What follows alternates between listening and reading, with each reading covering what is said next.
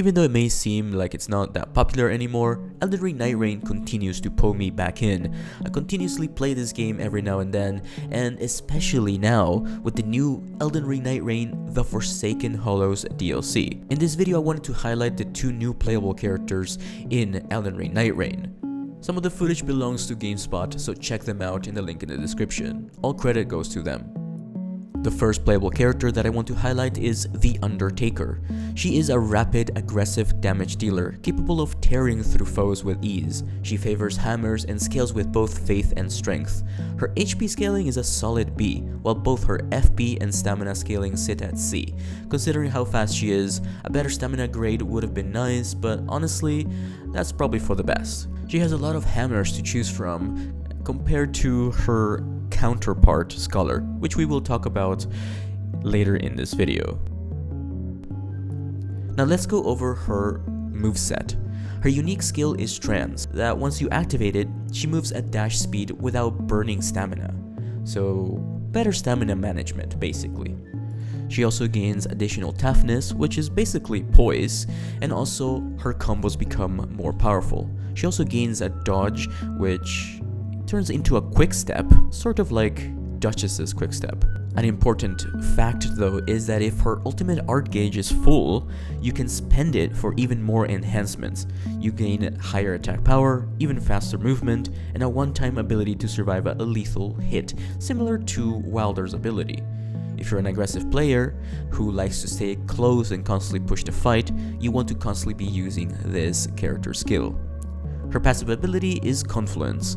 When another player triggers their ultimate art, the Undertaker gets a short window to activate hers for free, even if her own gauge is empty. When she activates her ultimate art, she launches herself through the air like a projectile and smashes into her target with huge force. It has excellent range, massive damage, and can even be used mid-air. It's great for closing the distance, and with Confluence, you can layer on ridiculous burst damage by constantly casting your ultimate art. The second playable character is called Scholar. He thrives on careful strategic play and performs best when teammates are drawing enemy attention, so he can study opponents safely. He specializes in thrusting swords, basically rapiers, and boosts S-tier arcane scaling, with B-tier ratings in health, FP, and stamina. His weakest attribute is strength, which is only a D, making arcane aligned weapons his ideal choice.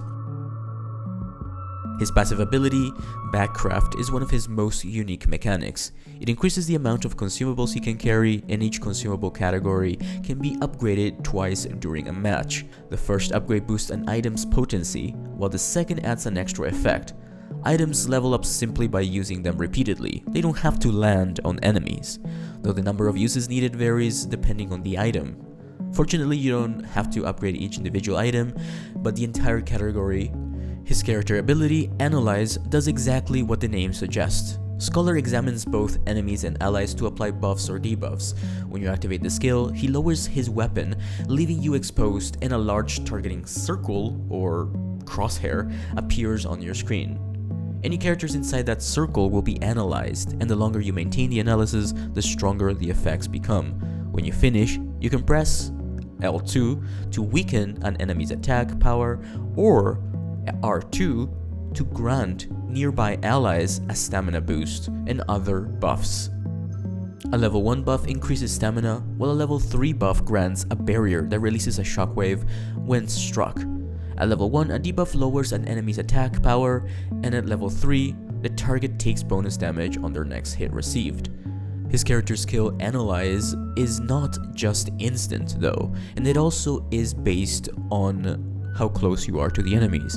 So if you're further away, it'll take longer to analyze enemies. If you can catch several enemies or teammates in the circle, you can shift the momentum of a fight instantly. This is especially useful against the day 3 boss, the Balancers, which happens to be a multiple enemy Night Lord. There aren't that many thrusting swords in Nightreign. In fact, there's only a few. Ideally, you want to use weapons such as the Frozen Needle and the Endspore Rapier, or just focus on being a support character really. The Scholar's ultimate art, Communion, creates a bond between all nearby allies and enemies. Any damage dealt to one linked target is reflected across the entire group, and any healing item used within the zone is distributed to all connected Nightfarers. It's an incredibly strong ability that can wipe out multi-enemy bosses, such as the brand new Day 3 boss, the Balancers.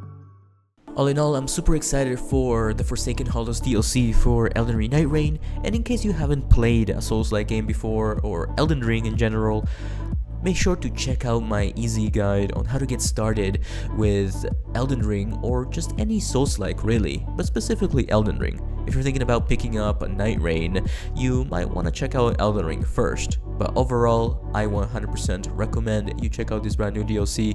It is super fun, and it's best played with friends, but you can also play solo.